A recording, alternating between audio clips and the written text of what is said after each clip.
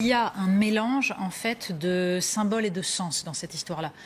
Les tenues sont éminemment symboliques, mais un symbole qui est extrêmement important, et il y a depuis les débuts de l'Assemblée nationale des débats sur les tenues appropriées ou pas. On se souvient de la veste à col Mao de Jack Lang qui déjà à l'époque avait provoqué vraiment quelque chose. On se souvient des quelques tentatives de femmes députées en pantalon. Et avant cela, on se souvient d'un élu ouvrier qui était venu, qui avait essayé de rentrer en bleu de chauffe. Et j'allais y venir, parce qu'en fait, derrière cela, de la part de la France insoumise, il y a la question de la représentation de la classe sociale.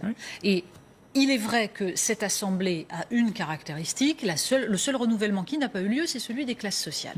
Donc, afficher par son vêtement le fait qu'on va défendre une classe non bourgeoise, ceux qui sont les oubliés, ceux qui sont peut se comprendre parfaitement.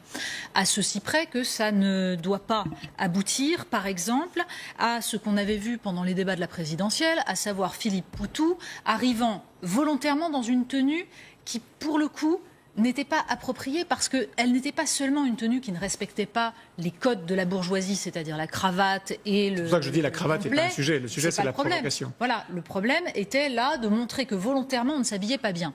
Or, il y a dans la tradition ouvrière quelque chose qui respecte profondément l'idée qu'on se doit d'être aussi bien habillé que la bourgeoisie, sans porter ce qui représente un code, à savoir la cravate. Mais par exemple, dans toute la représentation syndicale, il y a toujours eu, jusqu'à présent, une volonté, dans toute l'histoire des mouvements ouvriers, de ne jamais être accusés d'être justement des gens mal habillés, qui ne savent pas se tenir, etc. Donc c'est un équilibre à trouver. Et cela dit, quand on voit la veste de Jean-Luc Mélenchon, qui est volontairement une veste qui n'est pas le complet veston classique, c'est une veste qui se situe dans cette tradition-là, et on sent bien qu'il d'ailleurs il en a fait une fierté, il en a fait un instrument de communication, il en a parlé. Il s'en est expliqué cet après-midi.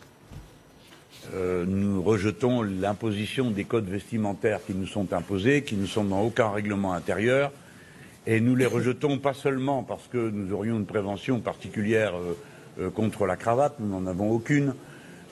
Parmi nous, certains la portent, d'autres ne la portent pas, mais nous ne supportons pas qu'on nous indique de quelle manière il serait bienséant de se vêtir. Donc nous nous présenterons sans cravate. Il y a eu dans cette Assemblée autrefois des sans-culottes, il y a dorénavant des sans-cravates, avec ou sans la cravate. Voilà, c'est révolutionnaire alors. Oui, voilà, c'est exactement ça. Le mot sans-culotte, évidemment, je suppose, dans son esprit, ne doit pas être pris au pied de la lettre. En tout cas, n'annonce pas qu'il faille être pris au pied de la lettre.